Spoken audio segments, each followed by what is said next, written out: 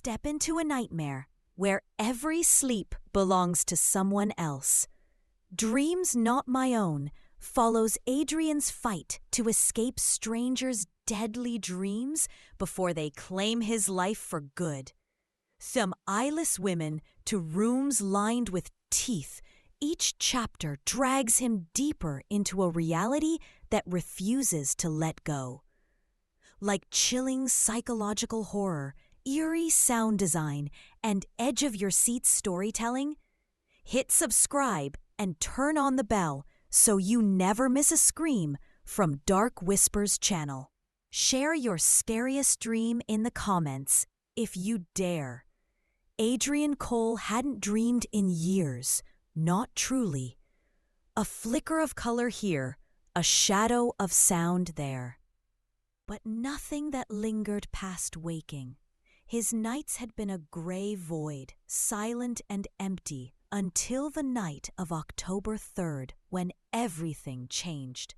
It began at exactly 2:47 a.m. He jolted awake in bed, gasping as if he'd surfaced from deep water. Sweat slicked his forehead. His fingers trembled against the bedsheet. But this wasn't his room. Gone were the familiar cracks in the ceiling plaster. Gone were the faint hums of the city outside his apartment window. Instead, he lay on a cold concrete floor beneath a flickering fluorescent light that buzzed like a swarm of dying insects. The smell of mildew and rust filled his nostrils. His heart pounded, each beat sharp and insistent. A door creaked somewhere far off, long and slow, like a warning drawn out by a hand too hesitant or too cruel. He stood up. His body felt like his, but sluggish, uncoordinated, as if his limbs responded a beat too late. The walls around him were stained with handprints. Dozens, maybe hundreds of them, some small, childlike, others massive and smeared, as though dragged downward by someone desperately clawing to stay upright. He wasn't alone. He could hear breathing, shallow, rapid breaths. They didn't belong to him. Hello? His voice came out hoarse, uncertain. No answer. Then the sound came again, from behind a row of rusted lockers lining the far wall. Something soft scraped against metal, followed by a slow, wet shuffle. Not footsteps, more like something being pulled across the floor. A whisper followed. It was barely audible but unmistakable.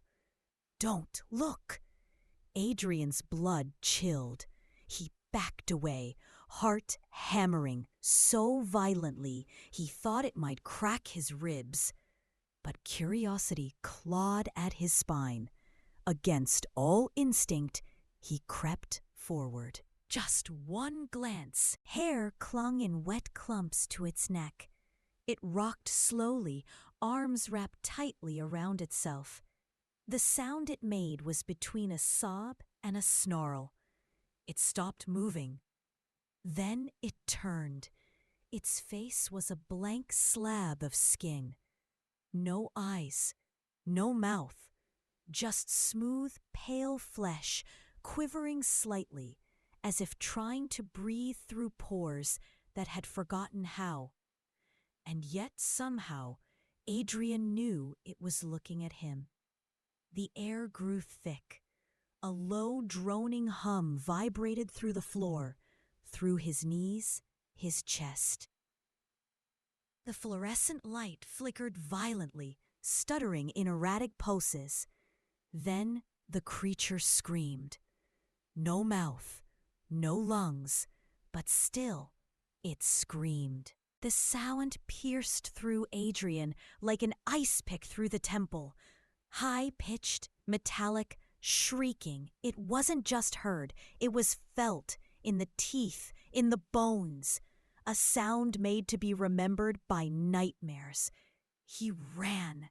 Corridors twisted around him, nonsensical in layout, a shifting maze of hospital tiles and basement pipes.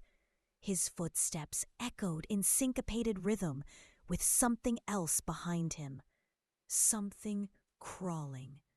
"Wake up," he whispered, breathless. "Wake up! Wake up! Wake up!" The hallway ahead warped like heat shimmer. The walls pulsed, veins rising beneath the paint. The floor sagged underfoot, each step sinking slightly into something that felt disturbingly like flesh. He turned a corner and slammed into a mirror.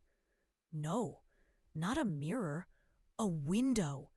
On the other side, a woman stared at him. She was in a bedroom, sitting bolt upright in bed, eyes wide with terror. Her hand was on her chest, fingers splayed, as though she too had just awakened from drowning. She mouthed a word. Adrian couldn't hear her, but he could read her lips. "Run!" Glass shattered. Darkness rushed in like a tide. He woke up in his own bed, gasping. The clock read 2:47 a.m. The sheets were soaked. His hands trembled. But more than anything, he felt pain. A sharp sting across his left shoulder. He stumbled to the bathroom and turned on the light. There were fingernail scratches across his skin. Fresh, angry, not his. He stood in front of the mirror for a long time, trying to calm his breath. But something about his reflection felt wrong. Not monstrous, not distorted, just wrong. Like it wasn't him who was staring back from his bedroom window. He could hear someone sobbing in the hallway outside his apartment. A woman, distant but familiar. He didn't move, didn't speak, because deep down he already knew what he'd see if he opened the door. And more terrifyingly, he feared that tonight, when he fell asleep again, it wouldn't be his dream he returned to. It would be hers. Adrian didn't sleep the next night. He made coffee at 10 p.m., then again at midnight. By 2 in the morning, he was pacing his apartment barefoot, the chill from the floor numbing his soles. The apartment was quiet. Too quiet. Not even the occasional city hum seemed willing to intrude tonight. It was like the world held its breath. He tried music. The radio only gave static. He tried television. The screen flickered, then turned black. His own reflection stared at him from the dark glass and blinked before he did. He shut it off. Adrian finally sat on the edge of his bed at 2:30 a.m., body shaking, head fogged with exhaustion. He didn't want to sleep, but sleep didn't care. The moment his eyelids closed, he was back. This time, he stood on a quiet suburban street. The sky overhead was the color of spoiled milk. Houses lined both sides, all identical, all wrong. Windows were too dark. Lawns were too perfect. Not a single curtain stirred. No wind, no birds, no one. His feet carried him forward. He didn't want to move, but some part of the dream had taken hold. His limbs obeyed something else now. A swing creaked somewhere behind him. He turned. In a yard to his left stood a rusted swing set. One swing moved slowly, back and forth, but there was no child. Only the sound, sharp and metallic, unrelenting. Creak, creak. A shadow appeared at the front door of one of the houses. It was her. He didn't know how, but he recognized her. The woman from the window. The same wide-eyed look, mouth open in some silent scream. She stood barefoot on the porch, a torn nightgown fluttering around her ankles. Her hands trembled. Adrian stepped onto the lawn. The grass felt wet, too wet. With each step, a squelch echoed into the stillness, as though he were walking on soaked sponge or old meat. The woman raised one arm and pointed to her face. Her mouth moved. "They took my eyes." Then she turned and walked into the house. The door remained open. Adrian should have run.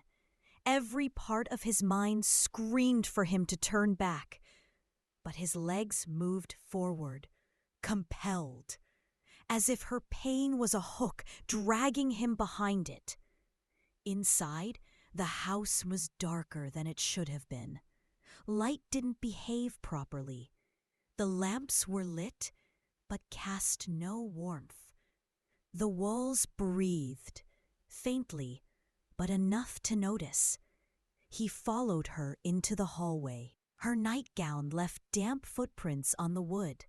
Somewhere deeper in the house, a radio crackled. A man's voice muttered in a language Adrian didn't recognize. The tone wasn't threatening. It was pleading, desperate. Then a sharp screech cut through the static, and the sound fell silent. He turned into the kitchen. There she stood. Her back was to him, but she was no longer trembling. Her posture was stiff, straight. A low, guttural hum escaped her lips, almost like a lullaby in reverse. A melody dragged through mud and broken glass. "Who are you?" Adrian whispered. She turned. Where her eyes should have been, there were only sockets. Empty, but not dark. They glowed with a pale, milky light, pulsing with each breath. Her lips curled into a grin that never reached her cheeks. And then she spoke. "I am the dream they left behind." Adrian backed up. The tiles beneath his feet began to ripple like water. The kitchen walls stretched higher, and the ceiling peeled back like rotting paper. In its place, a black sky opened, full of stars that blinked in patterns he instinctively knew were wrong. The woman stepped forward. The light from her eye sockets brightened.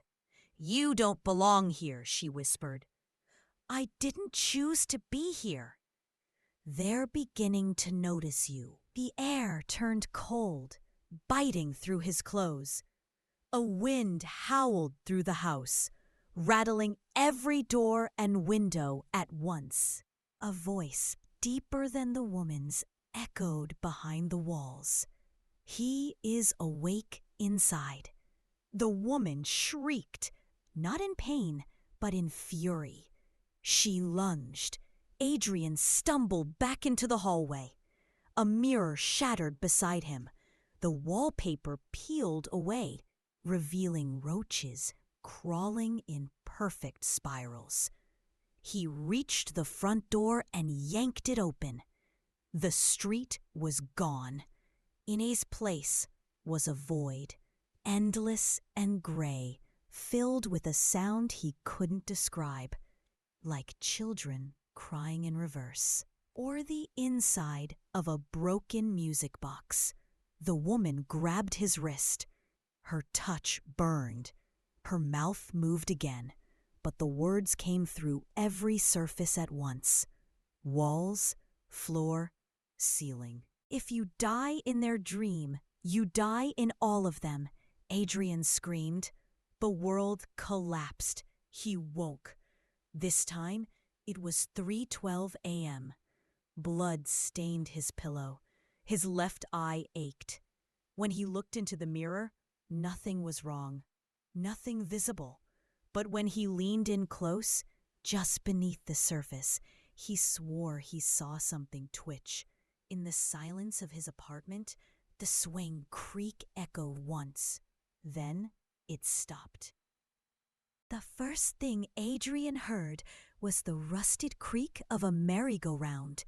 It was faint, rhythmic, and wrong. Not playful, but strained, like metal screaming with every rotation. He opened his eyes to a sky the color of old paper, a sickly off-white that pulsed gently with no visible sun. His body ached, spine stiff against the cold, gritty texture of sand. He was lying on the ground of a playground, but not one he remembered. The jungle gym loomed above him like a skeletal tower. The paint flaking off in long, curling strips. Swings hung slack, chains twisted like something had spun in circles for too long. The sandbox nearby was soaked through, the sand clumped and red. Too red. He sat up slowly. No children, no laughter, just that sound. The merry-go-round, rotating in lazy circles without any visible force. Every third spin made a dull, wet thud. Adrian didn't want to know what caused it. A rustle behind him. Sand shifting. He spun around. A small figure stood by the monkey bars. It was a child. A boy, no older than 10. His clothes were soaked and clung to his frame like wet tissue. His face was expressionless, lips slightly parted. Blood dripped from his fingers. One of his shoes was missing. "Are you hurt?" Adrian asked, standing. The boy tilted his head. Then he smiled. Adrian took a step back. The child raised one hand and pointed to the merry-go-round. "Someone's stuck," he said. The voice didn't fit. It was flat, mechanical, as if played through an old tape recorder. It echoed, not through the air, but inside Adrian's skull. The boy turned and walked away, vanishing behind the rusted slide like mist curling through a crack. Adrian moved toward the merry-go-round. Each step squelched in the soggy sand, which grew darker and stickier the closer he got. The metallic scent of blood clung to everything. He reached the edge of the spinning platform. It stopped. Just like that. No wind down, no slowing, just instant stillness. And there, wedged beneath it, was an arm. Pale, thing stuck at the elbow. The skin looked stretched, like it had been pulled for too long. The fingers twitched. Adrian crouched. The air was colder here, sharp enough to sting his lungs. "Hello?" he whispered. No answer. He reached for the arm. It moved. Then the face emerged. A child, half buried in the sand. Her eyes wide open, unblinking. Her mouth opened too wide, tearing slightly at the corners. No sound came out, just sand pouring from her throat like water from a broken faucet. Adrian scrambled back, falling onto his hands. The merry-go-round began to spin again, slowly, then faster and faster. A voice behind him. "She's been here too long. Now she belongs to it." Adrian turned. The boy stood beside the swings now, swaying gently even though his feet didn't touch the ground. His neck had a red ring around it, rope burn, deep. She used to dream of escaping, but the more she dreamed, the deeper she sank. Adrian shouted, "What is this place?" The boy's expression didn't change. "It's not a place, it's a scar." A shriek pierced the air. It came from everywhere, the sound like nails on frozen glass. The jungle gin rattled. The slide split down the middle with a sound like cracking bone. The trees beyond the fence bent inward, their bark flaking off in long, screaming strips. Adrian ran. The fence surrounding the playground had no gate, only twisted metal and barbed wire. He climbed anyway, the wire tearing at his skin. He dropped to the other side and landed on asphalt. A school parking lot, long abandoned, with cars rusted down to their skeletons. Behind him, the playground dissolved into smoke. The screams lingered. He didn't look back. He entered the school through a door hanging crooked on its hinges. The hall smelled of chalk dust and rot. Lockers lined the walls, all slightly ajar. Some vibrated. One slammed shut as he passed, loud enough to make his ears ring. In the center of the hallway, a desk sat under a single swinging light bulb. On the desk was a red notebook. His name was written on the cover, Adrian Cole. He opened it. Every page was filled with the same sentence over and over. "You saw her, now she sees you." He slammed it shut. A bell rang, not sharp, but slow. Like the toll of something ancient and decaying. The ground shook beneath his feet. A voice boomed from the loudspeakers above, static choked and furious. "Return to class. Return to class." Footsteps echoed from the halls. Dozens, hundreds, slapping bare feet, ragged breaths, whispers layered on top of whispers. Adrian ran again, pushing through double doors into the gymnasium. Inside, there were desks, hundreds of them, each one occupied by a child, motionless, back straight, hands folded, all facing forward, all bleeding from their eyes. A teacher stood at the front. Her back was to him. When she turned, her face was identical to the girl beneath the merry-go-round. The sand still poured from her mouth. Her eyes met his. "You're failing," she whispered. He screamed. The gymnasium vanished. He woke up in his bathtub, fully clothed, water running. His wrists were bleeding, not deep, but there. On the tiled wall, written in red, were the words, "Don't go back." But Adrian already knew the truth. He would go back. He didn't have a choice anymore. Adrian stopped using his bedroom.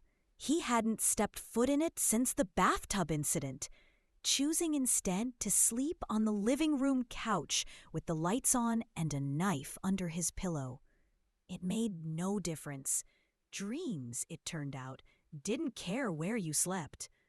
The moment his eyes shut, the silence crept in, and with it, the dreams that weren't his.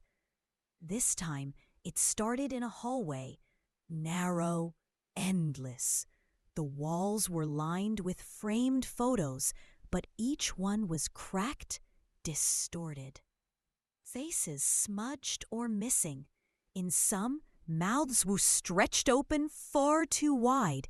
In others, heads were turned completely around. The glass covering each frame pulsed as he passed, as if breathing. The carpet beneath his feet squished with every step. He didn't want to look down. He didn't. Somewhere ahead, a soft tapping echoed. Tap, tap, tap. Then the faint sound of something being chewed. Not food, not flesh. Bone. The hallway ended in a door, taller than it should have been, its frame warped, swelling slightly, as if straining to hold something back. The knob was missing, but the door creaked open as Adrian reached out. He stepped inside. The room was dim, lit only by a dangling bulb that spun lazily on its cord. It cast slow-moving shadows that stretched across the walls like reaching hands. The wallpaper was covered in patterns that weren't quite geometric, more like symbols half remembered from fevered dreams. In the center of the room was a chair, and in the chair sat a man. At least something shaped like a man. His back was to Adrian. His limbs twitched occasionally, but never in rhythm. A soft grinding sound came from his direction. Adrian circled slowly, blood roaring in his ears. The man's face was gone. Where features should have been, there were only teeth. Hundreds of them, tiny, sharp, overlapping, sprouting from cheeks, chin, forehead.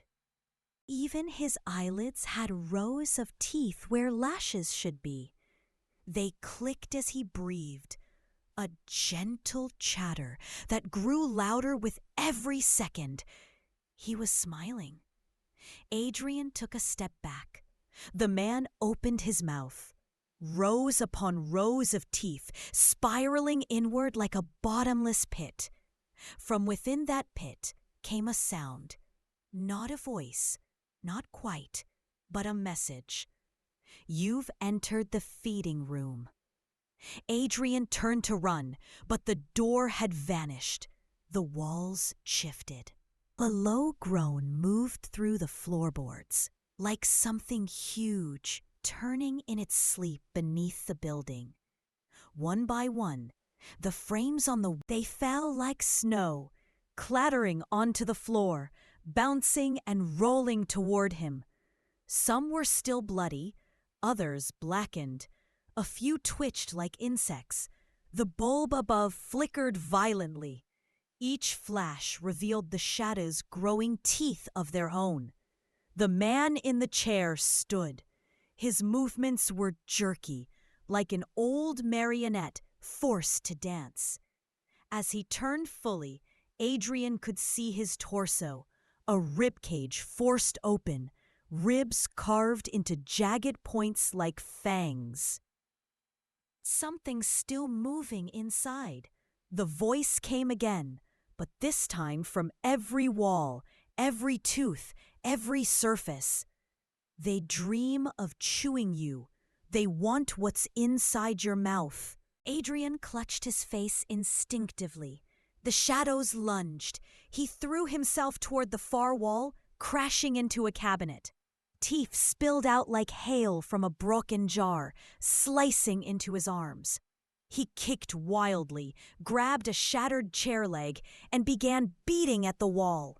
Cracks formed. A scream built in the room, rising in pitch. It wasn't from the man. It wasn't from Adrian. It came from the air itself, a shriek so sharp it made his nose bleed. Then, silence. The wall gave way. He fell through. Darkness swallowed him whole. When he opened his eyes, he was in his apartment hallway, naked, bleeding from his gums. His mouth ached. He stumbled to the bathroom mirror. All his teeth were gone. In their place were dozens of tiny cuts lining his lips and cheeks, as if something had clawed its way out. On the mirror, written in saliva, was a question. How long until you bite back? And behind him, in the reflection only, the man from the chair stood watching, still smiling, still waiting. Adrian's scream ripped through the quiet of the early morning, raw and animal. It wasn't fear alone. It was recognition. He hadn't simply witnessed something monstrous in the dream. He had become part of it. His throat burned. The neighbors didn't knock. No one came to check. By now, they had learned to ignore the noise from apartment 4B. He curled on the bathroom floor, hands trembling. Blood pooled around his mouth, staining his shirt. When he coughed, a small white shape tumbled out. A tooth. Not his. It was too long, too sharp. He didn't remember swallowing it. Or was it planted? The mirror above the sink was fogged, though the room wasn't hot. On the glass, words began to appear slowly, one letter at a time, written from the inside.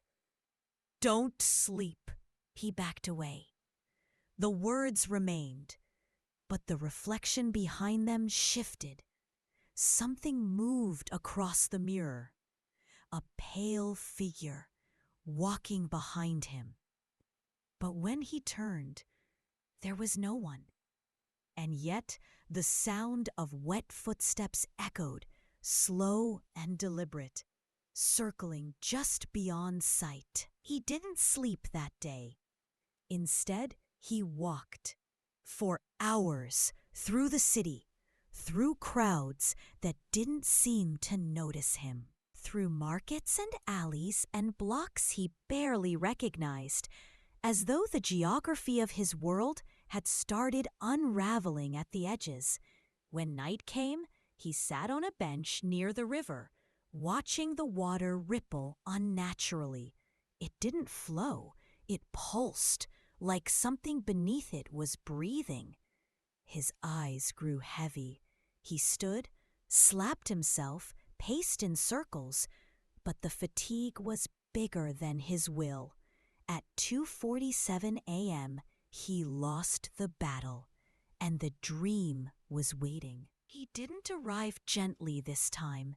He fell, straight down, through darkness, wind, and cold. Then, abruptly, he hit ground, hard, his bones jolting. He lay gasping in the center of a bedroom that didn't belong to him. The walls were pink, childlike, covered in faded stickers of unicorns and cartoon bears. A small bed sat in one corner. Dolls were arranged neatly across the shelves, their heads turned toward him in unnatural poses, all of them smiling. A music box on the dresser played softly, though the key hadn't been wound. "Ring around the rosy," but the words were wrong. A whisper, slow and slurred. "Ashes, ashes. We fall to feed." Adrian stood slowly. On the wall opposite the bed was a window, but beyond it was not the outside. It was a corridor, long, empty, lit with fluorescent lights that blinked in slow, sick rhythm. He moved toward it. The glass was cold. A figure appeared in the corridor, far away, small. A child? No, not a child. A shape, hunched and dragging something behind it. It stopped. It looked at him, though it had no face. It raised one hand and pointed at the window. And then, impossibly, it opened its mouth. From within that gaping void came the same scream Adrian had released when he woke earlier. But this time, it didn't echo.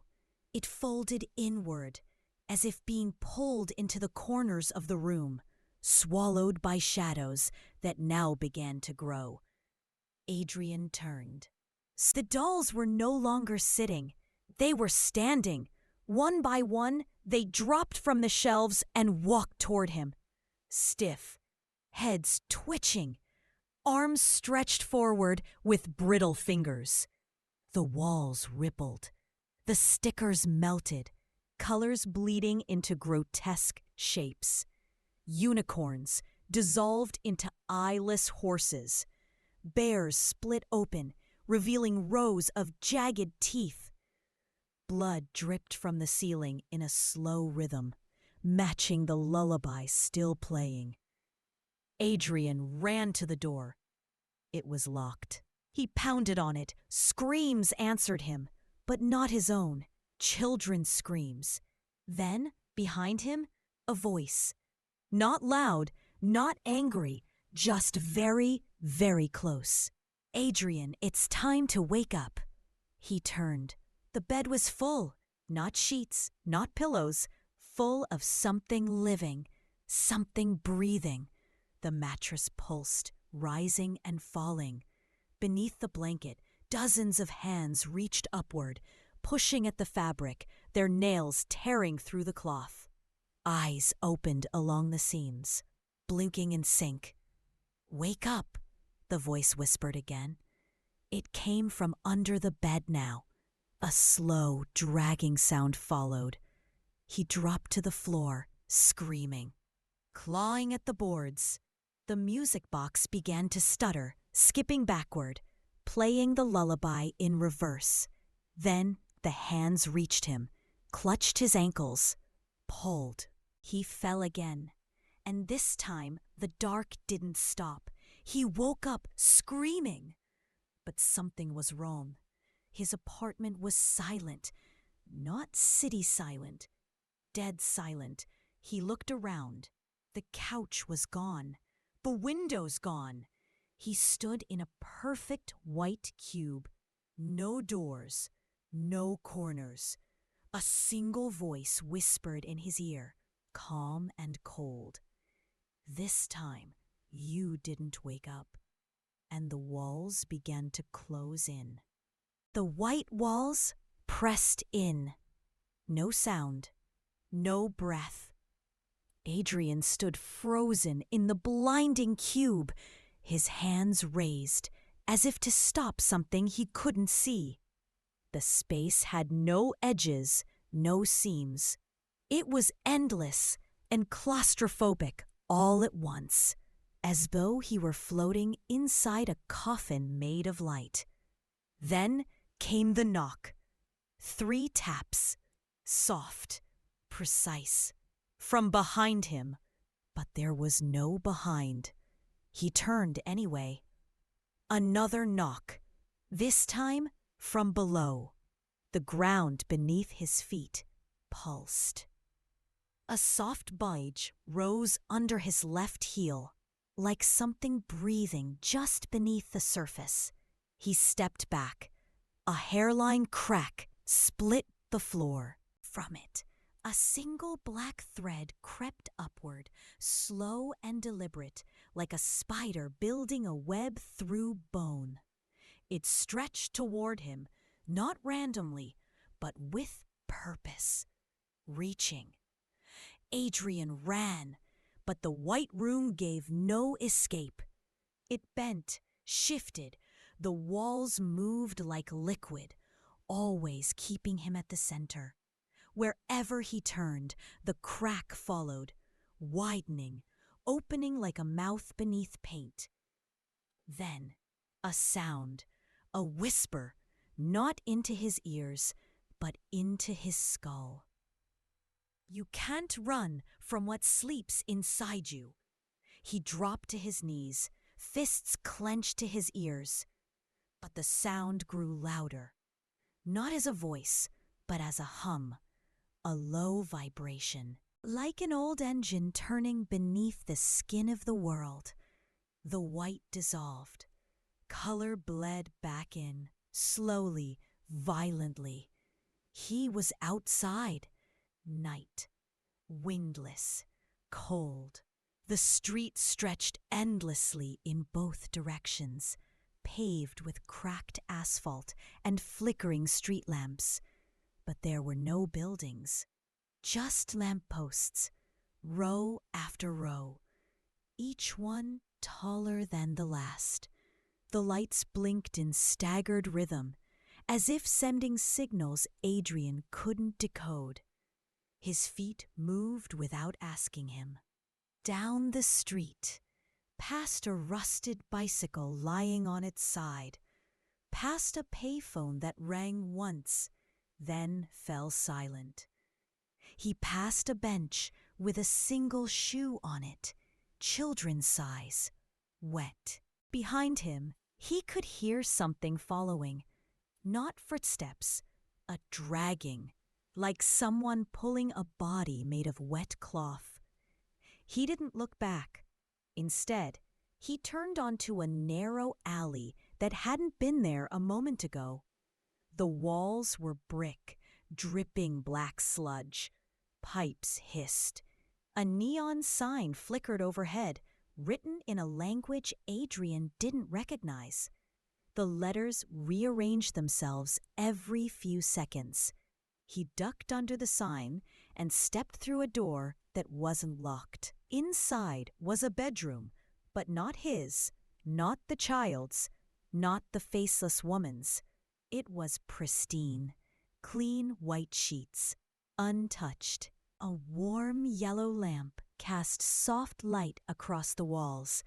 A book lay open on the nightstand, and a man stood by the window. His back was straight, his hands behind him. Adrian recognized him at once. It was himself, but not the self he knew. This version wore a smile, calm, peaceful, as if he had never seen anything terrifying in his life. "Where are we?" Adrian asked. The other him turned slowly. His eyes were blank, empty, not hollow, but too calm, like still water above a deep trench. "This is the place where you gave up," the double said. Adrian took a step back. His reflection raised a hand and snapped his fingers. The world shattered. Adrian was back in his own body, falling, spiraling through the hallway of his apartment building. But the hallway stretched impossibly long. His door, 4B, was at the end, flickering under a single bulb. Every door he passed whispered. Every whisper carried a version of his name, warped by different mouths. He reached his door, opened it. The apartment was wrong, upside down. Furniture clung to the ceiling like flies. The television played static, but the sound came from under the floorboards. A light bulb swung in reverse, spiraling up into its socket.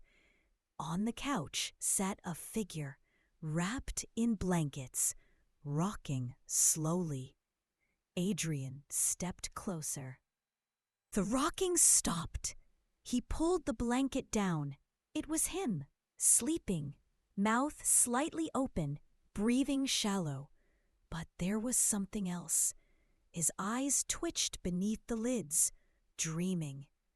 Adrian watched, horrified, as a thin black line emerged from the dreamer's mouth. It rose into the air, snaking toward the ceiling. A second thread emerged from his nose, then his ears, all of them rising, pulled upward by unseen fingers. His double began to shake, eyes flaring open. Adrian looked into them and saw everything. The woman without eyes, the blood on the playground, the teeth in the chair, the scream from the white room. And behind it all, something darker, a shape, watching, waiting. Adrian staggered back. The sleeping version of him exhaled once, then smiled. The smile split his face too wide, too deep, and from that grin came the whisper again. The sleep that follows you is not rest. It is return. Adrian woke, But he wasn't alone. The lights were off, the window was open, and across the room something stood in the corner, unmoving, not breathing, but watching. And it whispered in his voice, "Go back to sleep." Adrian hadn't spoken aloud in days. His voice had become a stranger to him, fragile and foreign. The silence in his apartment had grown thick, alive. Every sound he made now echoed back to him a second too late, slightly changed. It was as if the walls themselves were listening or learning.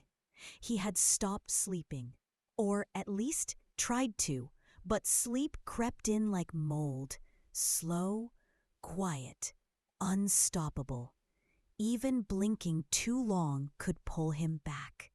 He had taken to biting his tongue to stay awake, drawing blood just to feel the sting of the real. It didn't help. At 3:03 a.m., his head slumped forward on the table, and the dream took him again. No falling this time. He simply was. He stood in a narrow hallway lit by a single red bulb that buzzed angrily above his head. The walls were made of concrete, sweating with condensation. Pipes ran along the ceiling, groaning occasionally, as though filled with something far too large to fit inside. A distant knock echoed. 3 taps, then silence. He turned slowly. At the end of the hall was a door made of rusted iron. It had no handle, only a slot at eye level. From behind it came breathing, deep, guttural, as if something enormous was trying not to be heard. A voice followed, not loud, not sharp, but wet, whispering. "You should not have listened." Adrian's feet moved on their own. He approached the door, breath catching as a shadow passed behind the slot. The metal vibrated faintly under his palm. Something on the other side was pressing against it. Something that could smell him. He leaned forward, eyes level with the slot. The voice returned, different this time, higher. "Don't speak back. If you speak back, it hears you." He jerked away. From the walls came the soft scrape of fingernails. Tiny claws dragging down drywall. But there was no drywall, only stone. A new voice, one he recognized, called to him from the left wall. It was his own. "Adrian, I need you to wake up." He backed up. The pipes above hissed. A burst of steam shot down in front of him, nearly scalding his arm. On the floor, dark footprints appeared in the mist, one by one, leading toward him. He ran. The hallway twisted, shifting angles as he moved. It didn't obey the rules of space anymore. Turns folded into themselves. Stairs led upward and then back down without ever changing height. Doors passed by, none with handles, only peepholes. Each one whispered, not words, just breath, fast, desperate. He found himself in a room, small, square, lit by a single candle floating in the air. The flame cast no heat. On the walls were cracks, thin slivers, like veins in marble. From within then came voices, hundreds, all speaking at once. Names, places, pleas. Some cried, some laughed. One repeated the same sentence again and again. "I didn't mean to dream it. I didn't mean to dream it. I didn't mean to." Adrian covered his ears. Didn't help. The voices slid inside him, curling around his spine like smoke. They weren't just around him. They were behind his eyes, inside his teeth, beneath his skin. Then, as if pushed by some unseen force, he turned toward one wall.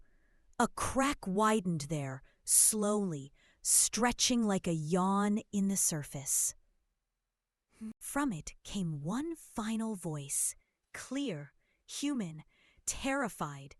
"Adrian, listen, this is real. It's happening to others too. You're not alone. You have to find the house, the real one.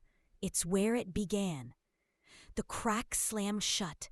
Silence fell like a guillotine. Then a knock, right beside his ear.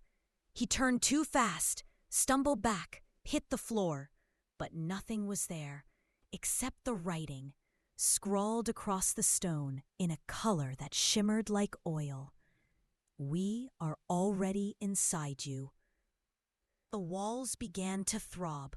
From behind them, something started breathing again, louder, closer. The candle blinked out. The floor fell away. Adrian landed hard on the floor of his kitchen. The lights were on. The clock on the oven read 4:44 a.m. He sat up, breathing hard, heart thudding. His hands were shaking again, but worse than the shaking was the sound still in his ears, not from memory, but real. The voice from the dream. It was still whispering, coming from inside the wall behind his fridge. Adrian stood slowly. He pressed his ear to the drywall. At first, only silence. Then, faintly, "We followed you home." Oh, the whisper in the wall had gone quiet, but Adrian knew it hadn't left. He hadn't slept in 32 hours. At least, not in the traditional sense. He still drifted. Micro-sleeps, flashes, the briefest blinks. And each time he did, something peeled open inside him. Not a dream, more like a memory. But not his own. That morning, his fingernails were filled with soil. He didn't remember digging. Yet the dirt was packed deep under the nail beds, dark and damp, smelling of roots and decay. His palms were scratched. His legs ached like he'd walked for hours. He checked the hallway camera footage outside his apartment. There were no recordings. Just static. At 2:50 a.m., the need to sleep came again, violent and sudden, like drowning in air. He barely reached the floor before the dream swallowed him. Dark. No sky. No walls. Only the feeling of weight. He opened his eyes. Soil, packed around his face, pressing into his mouth, his ears, his throat. The earth was suffocating, but somehow he breathed. Each inhale filled his lungs with cold, damp rot. Tiny things crawled along his lips. Roots shifted against his skin like tendrils. He was underground and alive. A heartbeat pulsed beneath him, deep below. Not his, bigger, older. It thudded slowly, each beat sending vibrations through his bones. He clawed upward. Dirt gave way like flesh. Wet, warm. His fingers found something smooth, not a root, not a rock. Porcelain. He pulled. It was a doll's head, cracked, smiling. Its empty eye sockets filled with wriggling larvae. He screamed. The soil swallowed the sound. Then came the voice. "You were never supposed to wake up here." It echoed through the ground, not above, not below, but all around. A woman's voice. Familiar, hollow. He clawed harder. His hand broke the surface. A pale, sickly moon hung in a sky painted with bruises. The stars blinked in reverse. He pulled himself free, gasping, face and chest coated in soil. He lay in the middle of a graveyard, but not a real one. The headstones were blank, some of them tilted at impossible angles, and every grave was shallow. Every one of them had claw marks, some fresh, some ancient. Adrian stood slowly, heart hammering, breath clouding in the cold air. Behind him, the earth shifted.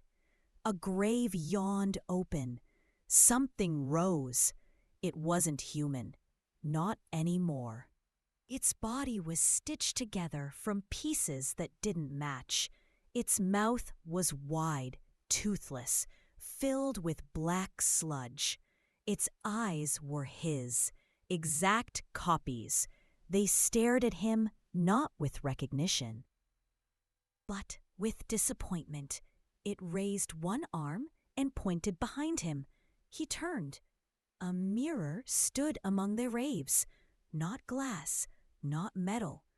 The surface was water, perfectly still. He stepped toward it. His reflection didn't move. It stood motionless, grinning slightly. Then it blinked, not in sync. Adrian backed away. The figure in the mirror walked forward. Its smile widened. He turned to run, but the graves opened around him. Hands reached upward, pale and thin. Fingers wrapped in hospital bracelets and rosaries. They clawed at his ankles, not to pull him down, but to pass something up. Each hand pressed an object into his skin, a photograph, a letter, a key, a piece of his own jaw. The sky cracked like glass. The sound was thunderless but absolute. And then, from the far end of the graveyard, a light appeared, flickering. A house, old, Victorian, wood rotted to gray. Its windows were blacked out with wax paper. The porch sagged. A red string hung from the front door. It pulsed, as if it were breathing. Adrian walked. The dream guided his feet like magnets toward the door. As he reached the threshold, the door opened on its own. The red string snapped. Inside, there was only blackness, but it whispered, not to him, to the thing behind him. Adrian turned just in time to see his double crawl from the last grave. Naked, bleeding, smiling. "You're not supposed to survive them all," it said. Adrian stepped into the house. The door shut behind him. And outside in the graveyard, dozens of other graves began to stir, breathing, waiting, dreaming. The door closed behind Adrian without a latch, without a click. It simply knew he had entered. Inside, the house felt much larger than it looked from the outside. The air was thick, damp with the scent of burnt cloth and something else. Something sour and living. The hallway stretched long and crooked, its floorboards sighing under each step like tired lungs. Every picture frame on the wall contained a reflection, but none of them were his. They blinked, smiled, watched. A sound came from the end of the hallway. Not footsteps, something heavier, dragging, scraping. He followed, not because he wanted to, but because the house made wanting irrelevant. At the end of the hall was a door, plain, wooden, no handle. A child's handprint was smeared across its center in something dark and crusted. As he raised his palm to it, he heard a soft voice behind the door. His voice. whispering, "You left me in here." The door opened without touch. Inside was a bedroom, small, empty. A crib sat in one corner, too large for any child. Its bars were uneven, like bones pushed through rotting wood. Something moved under the sheets. He stepped closer. The lump under the blanket pulsed in rhythm with his heartbeat. He pulled the sheet away. There was no child, only a face, his own, sewn into the mattress. Its eyes opened wide but didn't blink. The lips peeled into a grin as blood seeped from the seams where it had been stitched in place. It whispered without moving, "You are not the dreamer anymore." Adrian stumbled back, breath catching in his throat. His vision blurred. The room stretched, walls pulling outward, floor rippling beneath his feet. He looked down and saw his hands shifting, his skin bubbling, peeling, fingers too long, veins too dark. He rushed to a mirror on the far wall. What looked back was him, but older, pale, hollow, a stranger with familiar eyes. Behind his reflection stood the version of himself from the graveyard, the smiling one, the one who had crawled free. It reached out, and its hand came through the mirror, touched his shoulder, cold, electric. The moment it made contact, Adrian fell. No impact, no floor, just falling. Through dreams stacked like paper, through memories not his. He saw children playing in a hallway that stretched forever. He saw a man hanging upside down from a ceiling fan, spinning silently. He saw a hallway of doors that screamed when opened. Then stillness. He stood in a room, black tiles, bright lights, a surgical table in the center. On the table was his body, strapped down, still breathing, barely. Machines beeped in reverse, high to low, low to static. Wires coiled around his limbs like vines. His own voice crackled from a speaker overhead. "You were supposed to stay asleep." Figures entered the room, faceless, gloved. Their hands moved too fast, jerking like film caught in rewind. They began to work. Scalpels, scissors, bone saws. But there was no blood, only smoke. Adrian screamed, but the sound didn't leave his mouth. It echoed from the walls in someone else's pitch. One of the faceless figures turned to him and held up a jar. Inside was a piece of him. An eye? A memory? A dream? He couldn't tell, but it throbbed with recognition, and then it began to scream. He ran, burst through the operating room doors, and found himself back in the hallway. But the house had changed.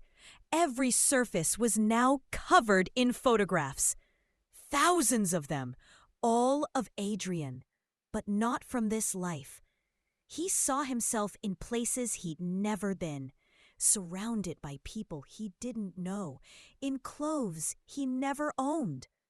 Some photos showed him older, some younger, some dead. One showed him watching someone sleep from the ceiling. He backed away. The house shuddered, the floor split open, beneath it a pit. A heartbeat echoed from the deep. Not his, but familiar. The house whispered now, not in words, but through the walls, through the grain of the wood, through the very air. "You do not own this body anymore." Adrian tried to scream, but the sound that came out belonged to someone else. Low, wrong, hungry, and somewhere far away in the real world. His body opened its eyes, smiled, and stood. Adrian stood at the edge of the pit, watching the last image of his body vanish into the folds of the waking world. It moved like a puppet pulled by invisible strings. Not awkward, not broken, but perfect. Too perfect. He could feel it wearing him like a suit.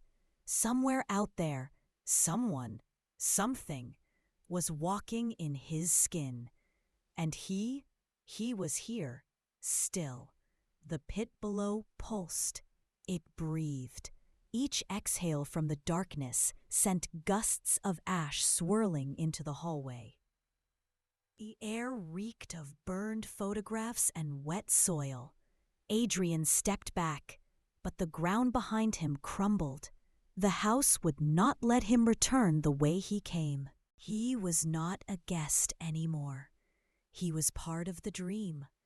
From the shadows above, the walls whispered his name. Not once, not twice, but over and over. Thousands of voices, all versions of himself, each more distorted than the last. Adrian, Adrian, he left us. He turned and ran. The hallway warped around him, stretching and twisting, doors appearing then vanishing before he could touch them. The house had turned itself inside out. What had once been wood and brick was now sinew and bone. The light fixtures hung from cords that twitched. Each step echoed with a wrongness, a beat behind the sound, like footsteps following too close. He stopped in front of a door that should not have been there. It was carved with symbols he couldn't read, but knew. They weren't letters, they were instructions. The door opened without him touching it.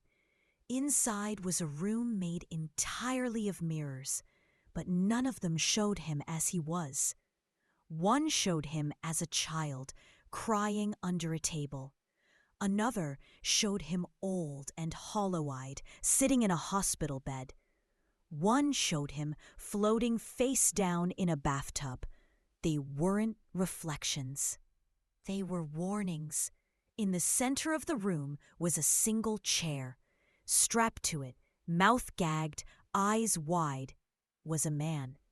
Adrian knew him, the stranger from the first dream. The one who had screamed without lungs. Now he could see clearly. The man was him, or had been. His features were melted, flickering in and out like a bad signal. The man thrashed in his bonds. Adrian took a step forward. The man looked up, his eyes bloodshot and desperate, mouthing something over and over. "Don't let it finish!" Adrian turned. In the corner of the room, unnoticed until now, was a figure, draped in shadow, not moving, not breathing, but humming. The same lullaby from the girl's room, Ring Around the Rosy. As the last word fell from the air, all the mirrors shattered at once. 1,000 screams, not loud, but sharp. Cutting. Adrian dropped to his knees, hands over his ears, blood trickling between his fingers. And then, silence. The man in the chair was gone. So was the figure. The room had returned to rot and ruin. A voice echoed from deep within the walls. The dream must end in death. Adrian stood. The house had grown quiet, but it was not done. The final hallway opened before him, lined with doors on either side, all slightly ajar. Each door led to another dream, another person, another version of him. He walked. The first door, a woman sobbing into a phone, her face smeared with blood, whispering his name. The second, a child's room, empty but for a mirror, where something scratched from inside the glass. The third, a funeral, with a coffin closed and mourners speaking in a language he'd never heard, but knew every word. At the final door, he stopped. No handle, no frame, just a hole carved into the wall like a wound. From inside, his voice called, "If you die there, you die here too." Adrian stepped through and found himself back in his apartment. Morning light filtered through the windows. The city outside sounded real. Cars, sirens, birds. He stood in the middle of the room, breathing. Alive. The dream was broken. He was back. He touched his face. Normal. He walked to the mirror. His reflection looked right. But then, behind him in the reflection, the hallway stretched far too long, and in it stood the version of him that had escaped, still smiling, still watching. The reflection raised one hand and waved. Adrian did not move. Then the reflection blinked, not once, but twice, out of sync. A voice came from the kitchen, his voice, speaking from lips not his own. "You were supposed to stay there." Adrian turned slowly, but it was already too late. He woke up again, this time in the chair, in the room of mirrors. And now he knew he had never left. Because if you die there, you die here too. And worse, if you stay there long enough, you forget which one is real.